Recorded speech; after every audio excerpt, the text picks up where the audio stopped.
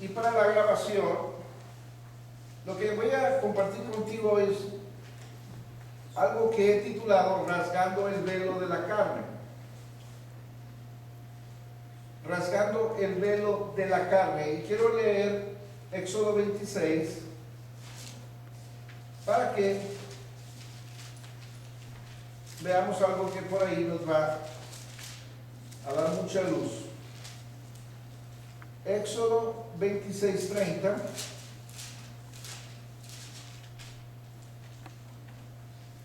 En adelante. Dice, y alzarás el tabernáculo conforme al modelo que te fue mostrado en el monte. Dios le está diciendo esto a Moisés. También harás un velo de azul, púrpura, carmesí y lino torcido, será hecho de obra primorosa con querubines, y lo pondrás sobre 4 columnas de madera de acacia cubiertas de oro, sus capiteles de oro sobre basas de plata. 33 dice, y pondrás el velo debajo de los corchetes y meterás ahí el velo adentro, el arca del testimonio, y aquel velo os hará separación entre el lugar santo y el santísimo. Yo quiero repetir esa última parte. Y aquel velo, ¿cuál velo? El que está diciendo al principio el verso 33, que va a poner un velo debajo de los corchetes. Y ese velo, dice, va a ser lo que va a separar el lugar santo y el lugar santísimo. Muy importante esto. Ese velo va a ser separación entre el lugar santo y el lugar santísimo. ¿Se acuerdan? No solo en el tiempo de Moisés, cuando Moisés construye el tabernáculo, ¿se acuerdan que como ellos estaban en el desierto caminando, eran migrantes, iban rumbo a Canaán, no estaban estables en un solo lugar? Recuerden que para ellos era muy importante la adoración a Dios. Y se necesitaba un tabernáculo, un lugar donde Dios tuviera un encuentro con ellos. Pero no podían construir algo estable porque ellos estaban en caminata, estaban caminando constantemente. Entonces Dios diseñó un plan que es el tabernáculo, que ellos lo armaban y lo desarmaban. Entonces si hoy se tenían que ir a moverse porque la nube se movía, o la lumbrera que los alumbraba según Dios, entonces armaban todo aquello, lo desarmaban, y seguían caminando hasta donde volvían a acampar. Pero de todo esto, había 3 lugares que se separaban de este tabernáculo, de este templo portátil o movible. Era los atrios, el lugar santo y el lugar santísimo. Entre el lugar santo y el lugar santísimo había una cortina, es la que estamos viendo aquí. Esa cortina era un velo que no permitía que nadie entrara hacia donde estaba el arca del testimonio. El arca del testimonio representaba la presencia de Dios. Detrás de ese velo nadie podía entrar, solamente el sumo sacerdote una vez cada año. Pero una vez que ya Israel fue estable y se quedaron en un solo lugar, a David, el rey David, se le ocurre hacerle una casa a Dios. Pero Dios le dice, tú no, está bien, has hecho bien en pensar eso. A Dios le agradó, solo que tú has derramado mucha sangre y no vas a poder construir esta casa. Así es que lo que vamos a hacer es que alguien más lo va a hacer, y lo hace Salomón su hijo, y construyó un templo, ahora sí con toda la mano, un templo grande, enorme, pero también tenía las mismas dimensiones. Había un lugar, unos atrios, un lugar santo y un lugar santísimo, y también había un velo. Ese velo, dice la Biblia, que tenía querubines grabados en todas sus dimensiones. Todo lo que era el velo había en oro grabaciones bordadas de querubines. Ahorita vamos a ver por qué. Yo quiero que por favor recuerden y vayan conmigo al capítulo 2 de Génesis.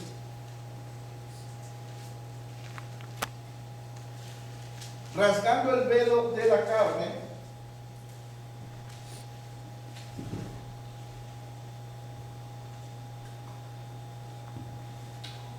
Voy a dar el verso ahora. El verso 8. Bueno, desde el 7. 2:7. Entonces Jehová Dios formó al hombre del polvo de la tierra y sopló en su nariz aliento de vida, y fue el hombre un ser viviente.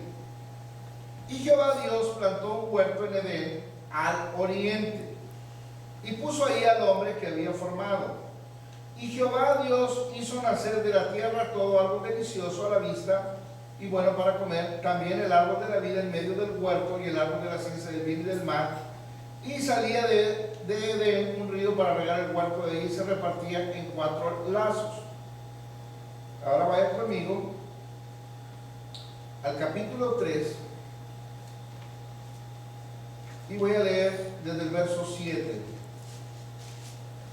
Entonces fueron abiertos los ojos de ambos y conocieron que estaban desnudos. Entonces cosieron hojas de higuera y se hicieron delantales. Y oyeron la voz de Jehová Dios que se paseaba en el huerto al aire del día. Y el hombre y su mujer se escondieron de la presencia de Jehová Dios entre los árboles del huerto. Mas Jehová Dios llamó al hombre y le dijo: ¿dónde estás tú? Nota que no le dijo: ¿qué hiciste? ¿Dónde estás? Y él respondió: oí tu voz en el huerto y tuve miedo porque estaba desnudo y me escondí. Y Dios le dijo: ¿quién te enseñó que estabas desnudo? ¿Has comido del árbol que te mandé que no comieses? Y el hombre respondió: la mujer que me diste por compañera me dio del árbol y yo comí. Entonces Jehová Dios dijo a la mujer: ¿qué es lo que has hecho? Y dijo la mujer: la serpiente me engañó y comí. Y Jehová Dios dijo a la serpiente: por cuanto eso hiciste, maldita serás entre todas las bestias. Voy a leer ahora hasta el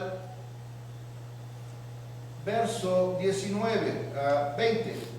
Y llamó Adán el nombre de su mujer Eva, por cuanto ella era madre de todos los vivientes.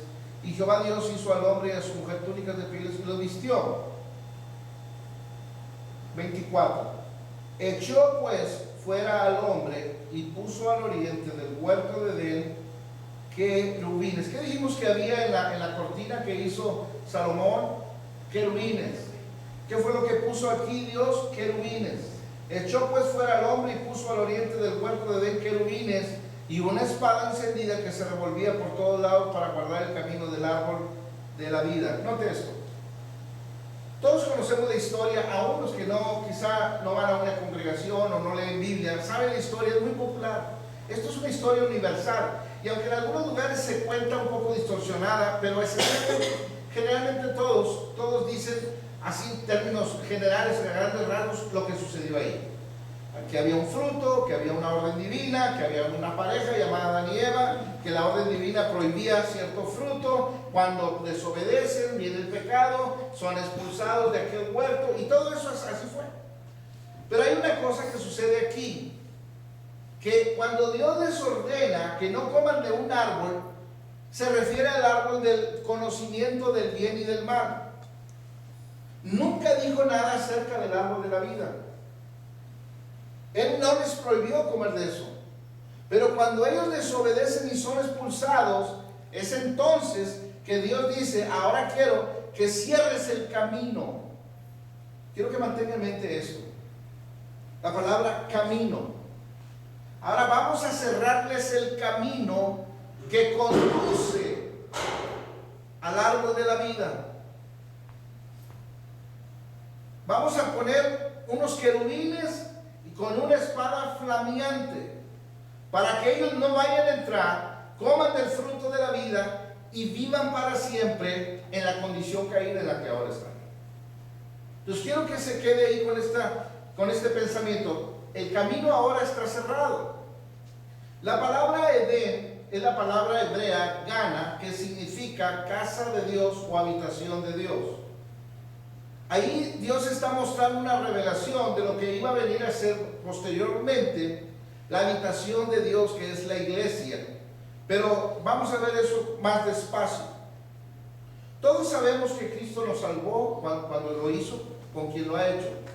Y usted puede venir y pasar aquí y decirme qué gozo tiene porque Cristo lo salvó, cómo perdonó sus pecados, lo justificó, le dio un gozo nuevo, una vida nueva, y desde que Él lo salvó, todo cambió. Y es verdad, y eso es bueno. Pero ¿qué fue lo que realmente a mí me salvó? Si yo puedo entender totalmente lo que sucedió, todo lo que es la tecnología que Dios usó para traer la salvación a mi vida y a la vida del hombre, yo voy a apreciar mejor, número uno, mi salvación, y número dos, voy a evaluarla o a entenderla mejor.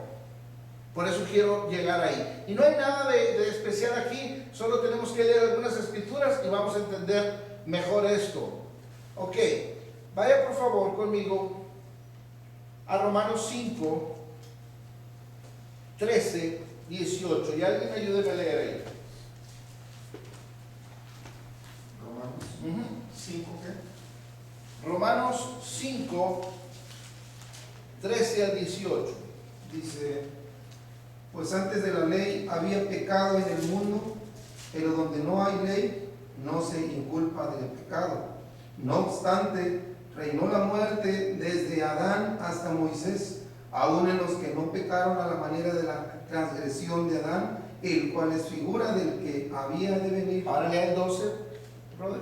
Por tanto, como el pecado entró en el mundo por un hombre, y por el pecado la muerte, así la muerte pasó a todos los hombres por cuanto todos pecaron. Gracias. Así por cuanto el pecado entró por causa de un hombre, Adán, también por causa de otro entró la vida. Así como tú moriste por causa del que pecó primero, tú viviste por causa del que vivió y trajo justicia, que es Cristo Jesús.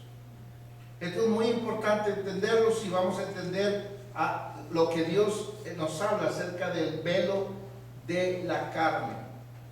Por favor, vamos a ir al libro de Efesios, capítulo 2, verso 6. Y léalo, quien lo tenga primero puede leerlo. Capítulo 2, verso 6. Y juntamente con él nos resucitó y asimismo nos hizo sentar en lugares celestiales con Cristo Jesús. Ahora, si Él nos resucitó, quiere decir que estábamos ¿qué? Muertos. Que estábamos muertos. De hecho, hay otras escrituras que dice, Él nos salvó cuando estábamos muertos en nuestros delitos y pecados. Entonces, nosotros morimos con Él en la cruz. Resucitamos con Él y fuimos sentados con Él en lugares celestiales. Ya hablamos la vez pasada sobre la resurrección y el estar sentados en lugares celestiales, y ahora yo quiero que veamos de cerca y el verdadero contenido o esencia de lo que es la muerte. Ahí es donde vamos a ver lo que es el velo rasgado. En el Edén vemos que el camino a la vida se cerró, que en medio de ese huerto había el árbol de la vida. Ahí estaba el árbol de la vida, pero cuando el hombre peca, ahora entre Dios y el hombre hay una separación. ¿Qué es lo que separa en ese momento al hombre de Dios? ¿Qué era lo que lo separaba? El pecado. Entonces el pecado se pone en el medio. Y dice la Biblia que cuando Cristo viene y muere, dice que Él quita de medio el pecado y se convierte en mediador de un nuevo pacto. O sea, Él quita el pecado y se pone ahora en lugar del pecado. Ahora, eso a mí me beneficia porque ahora en Él yo recibo salvación. Yo merecía el infierno, yo merecía la muerte, pero Él me da salvación por causa de lo que Él hizo. Eso ya lo sabemos. Pero ¿cómo ocurrió esto? Es lo que yo quiero saber. El camino estaba cerrado. Cuando Él muere, vaya por favor a Mateo 27, 51.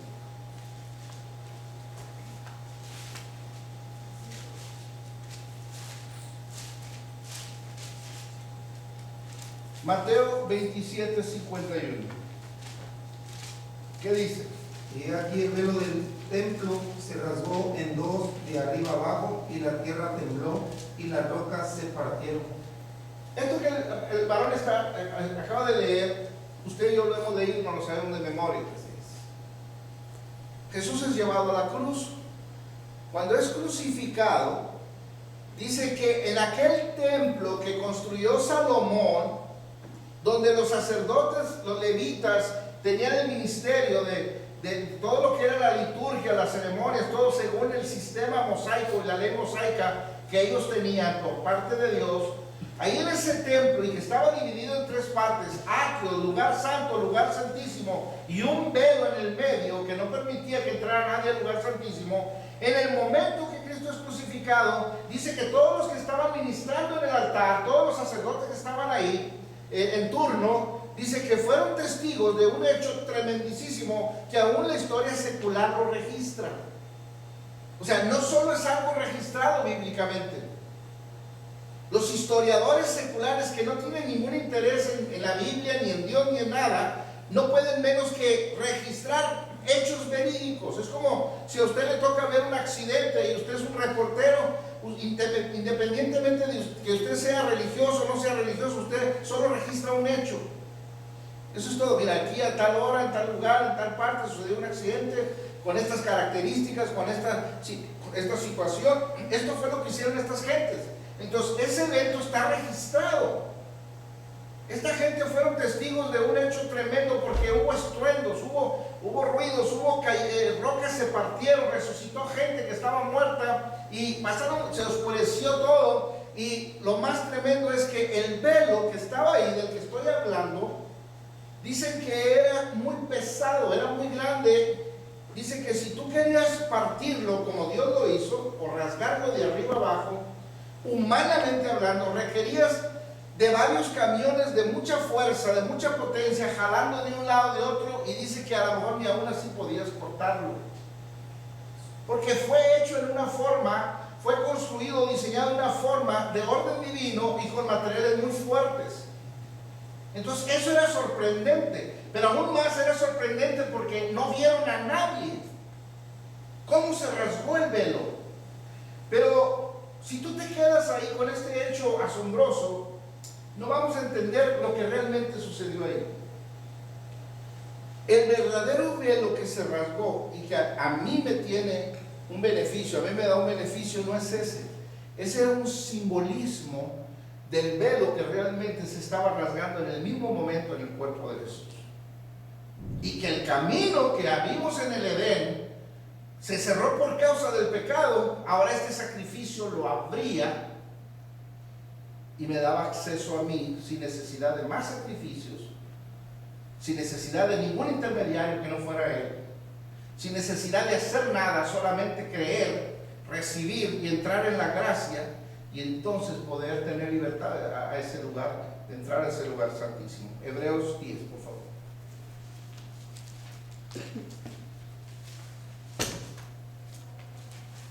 Capítulo 10, verso 19. Léalo alguien, por favor. Así que, hermanos, teniendo libertad para entrar en el lugar santísimo por la Así sangre que, hermanos, teniendo libertad, ¿de entrada a dónde? al lugar Ahora, santísimo. en este momento, en el momento de Mateo 27:51, que se está rompiendo aquel velo, escuche bien, no es el momento en que usted tiene esa libertad. Es aquí en este evento que sucedió al mismo tiempo. Ahora, la palabra libertad aquí es no acceso. Porque ese velo, sigo otra vez, insisto, con el físico. Haga de cuenta que aquí está el velo, aquí está el lugar santo. Los sacerdotes y los que ministraban la liturgia y todo podían llegar hasta aquí, pero no podían cruzar de este lado. No había acceso, no había libertad, el camino estaba cerrado. Así que, hermanos, ¿qué es, Silvia? Síguele. Dice, así que, hermanos, Teniendo libertad, teniendo ¿para qué? libertad para entrar en el lugar santísimo ¿Por qué? por la sangre de Jesús. Por la sangre de Jesucristo, está hablando de su sacrificio. Y luego, Por el camino nuevo y por el camino nuevo vivo. Y vivo. y vivo. Muy importante esto. Nuevo y vivo. Déjeme decirle por qué vivo. Antes de que continúe, tengo que decirle que debemos de entender las figuras y las sombras. Todo lo que en la Biblia son figuras y sombras son verdades terrenales que anuncian verdades espirituales. El templo que construye Salomón, todos los sacrificios que se sacrificaban ahí, se daban delante de Dios, toda la liturgia, todo lo que se hacía ahí, todo el orden levítico, arónico, sacerdotal, todo eran figuras y sombras de verdades espirituales que habían de venir. Y eran cosas que se hacían según el orden de Dios, pero que no perfeccionaban a nadie, ni salvaban a nadie, solo podían mantenernos o evitar la furia de Dios contra el pecado y que no nos castigaran. O sea, La ley nos guardaba para Cristo que iba a venir un día. Cuando dice un camino vivo y nuevo, es que el que se estaba rasgando físicamente allá y que había acceso, ese era un camino litúrgico. El verdadero camino estaba ocurriendo aquí, el que se estaba abriendo, el vivo, era el de su carne. Léelo otra vez, sigue leyendo. Dice 20. Por el camino nuevo y vivo que Él nos abrió a través del velo, esto es, De su carne. su carne. Amén. Esto es de su carne. ¿Cuántos recuerdan que en la historia cuando Moisés va por el desierto, el pueblo se rebela y Dios trae serpientes? ¿Se acuerdan de eso? Y le empieza a picar al pueblo que estaba rebelde y empiezan a morir. Entonces Dios dice, Moisés, porque empiezan a clamar a Dios, a interceder por ellos. Entonces Dios le dice, Moisés, levántate, ¿qué? Una asta con una serpiente de ¿qué? De bronce. ¿Qué es el bronce? ¿El lavacro de qué material era? De bronce. El lugar de los sacrificios de qué era? De bronce. ¿Qué significa bronce? Sacrificio. Para que todo aquel que voltee y mire a esa serpiente sea salvo de la picadura de la serpiente. ¿Se acuerdan de eso? Amén. Y luego Jesús más adelante le dice a los fariseos acerca de la señal, así como Moisés levantó la serpiente, así también yo voy a ser levantado. Y así como en el día de Moisés, los que estaban muriendo por causa de la picadura de la serpiente y miraban la serpiente y se sanaban, así todo el que me mire a mí va a ser sanado de la picadura del pecado. Amén. Ahora, ¿qué tiene que ver la serpiente con Cristo en la cruz? Muy importante entender eso. ¿Qué tiene que ver la serpiente? Una serpiente. ¿Quién incitó al pecado? No, ¿quién incitó? Una serpiente. Entonces, ¿qué representa la serpiente? El pecado. ¿Y qué dice la Biblia que fue puesto en la carne de Jesús? El pecado. El pecado. Isaías, por favor, 53. 53:6.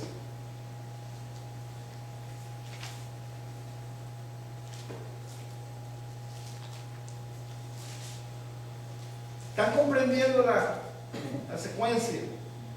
Todos nosotros nos descarriamos como ovejas, cada cual se apartó por su camino, mas Jehová cargó en él el pecado de todos nosotros. Mas Jehová cargó en él. ¿En quién? ¿De quién está hablando? Jesús. De Jesús. Mas Jehová cargó en él el pecado de todos nosotros. Básicamente lo que hizo es esto.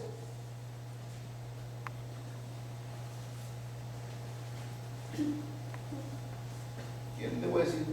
Ven, Vicente, por favor. Mira, ¿qué hizo? Dios lo que hizo, estos son los pecados del mundo, es ponerlos en él. Gracias. Eso es lo que hizo. Y sin haber pecado nunca, se hizo pecado. Romanos 8, por si hubiera alguna duda. Romanos 8, por favor. Verso 3.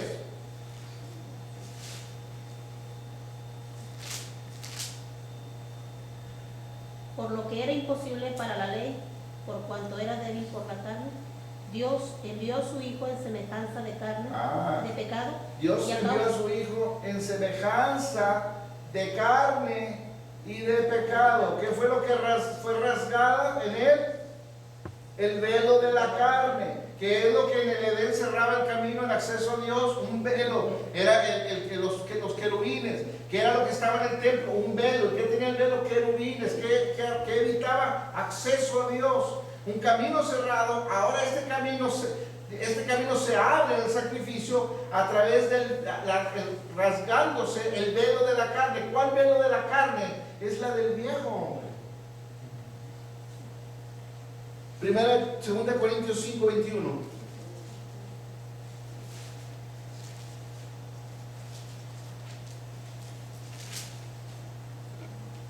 Al que no conoció pecado, por nosotros lo hizo pecado, para que nosotros fuésemos hechos justicia de Dios en él. Al que no conoció pecado. ¿Se acuerdan que él cuando predicaba de repente le decía a toda la gente, ¿alguno de aquí va a redarguir de pecado? Y no hubo nunca, en sus 3 años y todo lo que estuvo en la tierra, no hubo nunca, nadie.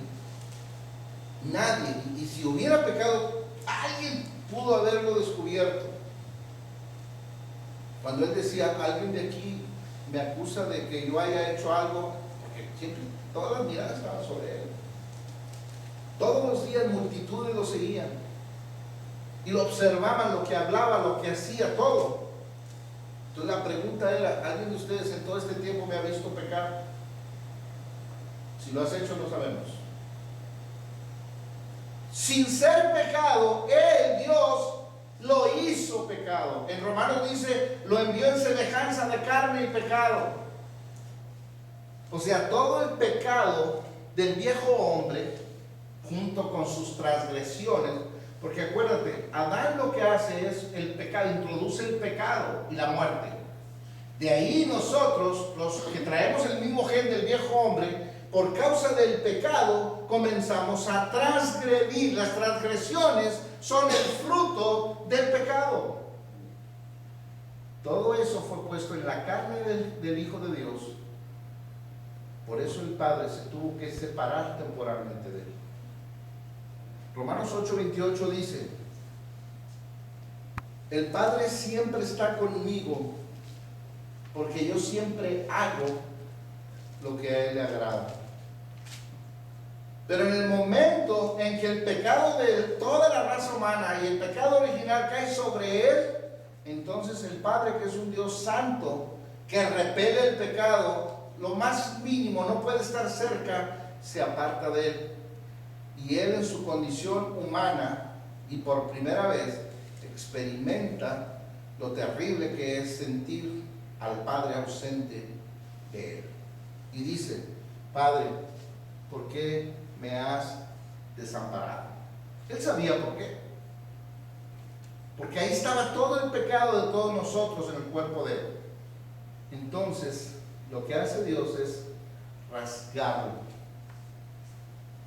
Ese pecado que no nos dejaba entrar a Dios, se rasga, se abre el camino y ahora nosotros tenemos acceso libre. Aleluya. Podemos entrar. Y dice Pablo, y dice Hebreos, con toda la confianza del mundo, directamente hasta el trono de la gracia, donde alcanzamos siempre oportuno socorro. Vaya por favor a Apocalipsis.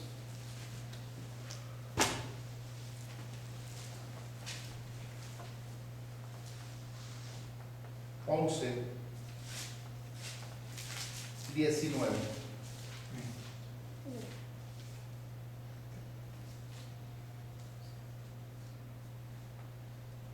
¿Qué dice? Y el templo de Dios fue abierto en el cielo, y el arca de su pacto se veía en el templo, y hubo relámpagos, voces, truenos, un terremoto y grande granizo. Ok. El templo de Dios primero fue abierto en el cielo. Esto es algo que Juan en visión ve. El templo de Dios fue abierto en el cielo. ¿Y qué se miraba? ¿Y qué era el arca, dijimos? Era la que estaba detrás del velo del templo físico. Así que cuando usted estaba desde los atrios, como parte del pueblo de Dios, para el culto a Dios, y los sacerdotes que miraban desde los atrios y el lugar santo, no miraban el arca, porque el arca estaba escondida, cubierta en el atrio interior, no se miraba. Cuando Juan está viendo aquí el templo en el cielo, dice que el arca sí se puede ver. ¿Por qué? Porque ya no hay velo. Vaya por favor a mismo Apocalipsis 22, verso 1.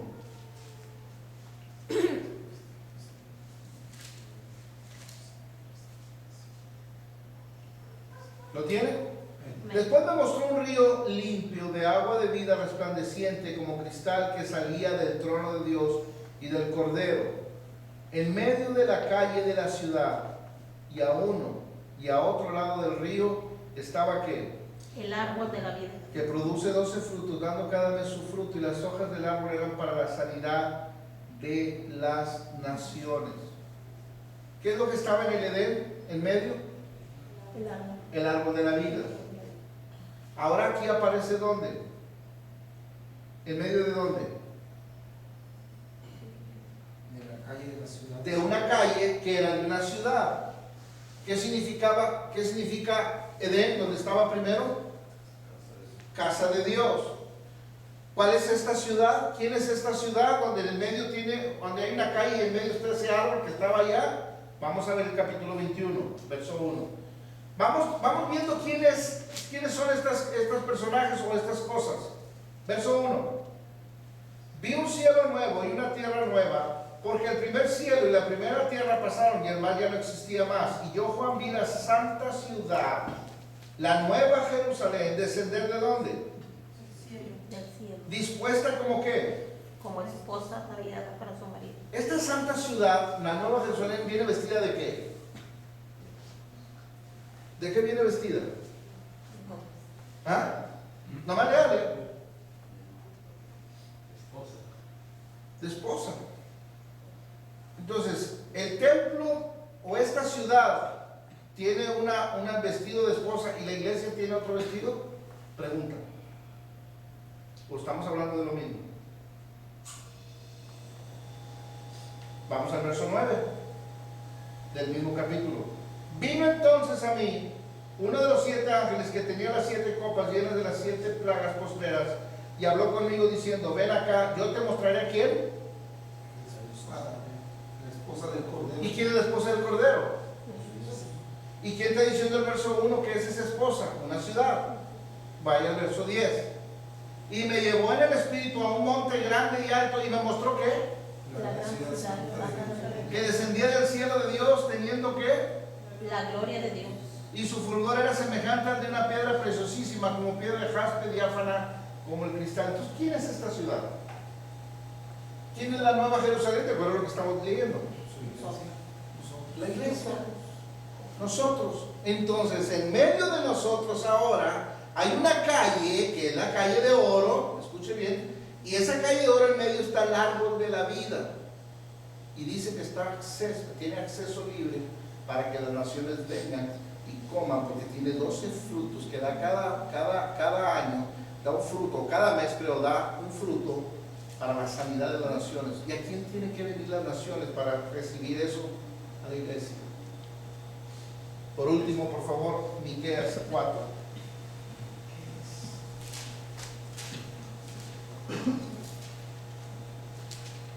Capítulo 4, verso 1. Acontecerá en los postreros tiempos que el monte de la casa de Jehová será establecido por cabecera de montes y más alto que los collados, y correrán a él los pueblos. Vendrán muchas naciones y dirán: venid y subamos al monte de Jehová. ¿Y a dónde? Casa de Dios de Jacob. Y a la casa de Dios de Jacob, y nos enseñará en sus caminos, y andaremos por sus veredas, porque de Sión saldrá la ley, y de Jerusalén la palabra de Jehová. ¿Usted ha ido a Monterrey? Cuando entra se ve el Cerro de la Silla, entre otros. ¿Usted alguna vez ha ido al Cerro de la Silla y se pone a platicar con él? Entonces, ¿por qué esta gente viene a platicar con un monte? ¿Acaso ese monte será algo que no es lo que parece? Es la iglesia. ¿Qué quiere decir Jerusalén? Casa de pan. Y Jesús dijo: yo soy el pan de vida. ¿Y de dónde sale? De su casa. Hebreos, por favor. Estamos terminando ya. Alguien diga: vale más. 3:6. Volvemos si quieres. 6. Sí, 3:6. 3:6.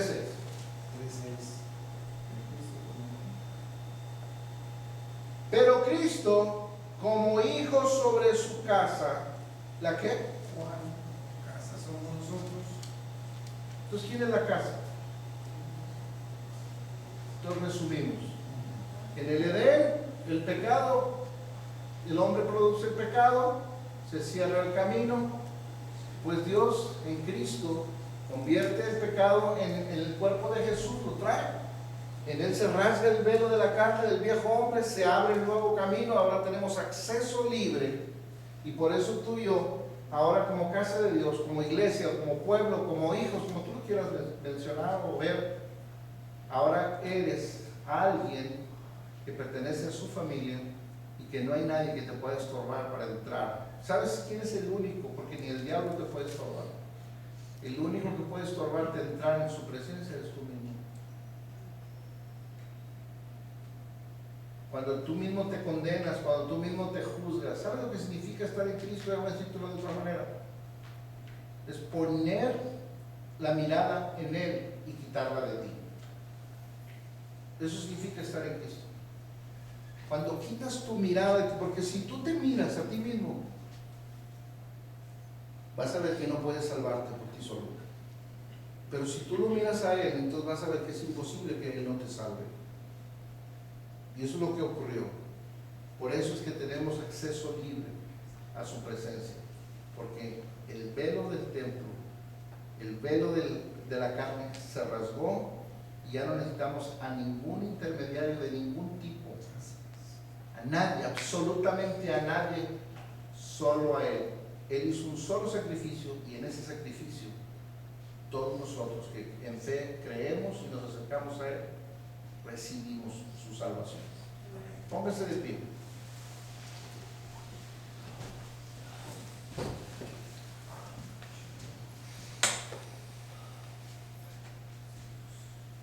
Cierre sus ojos un momento, nada más.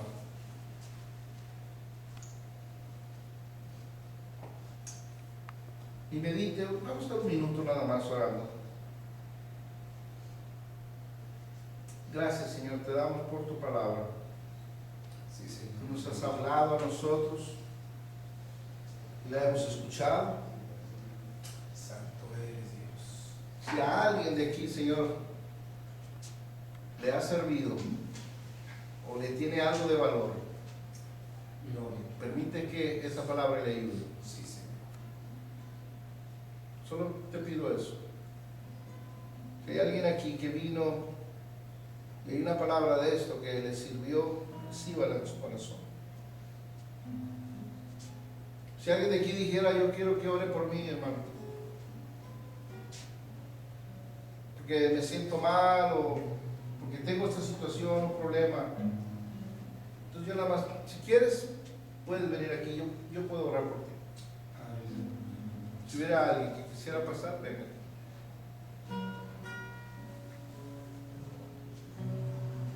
Si no, Señor, vamos a despedirnos agradeciéndote este tiempo de estar aquí.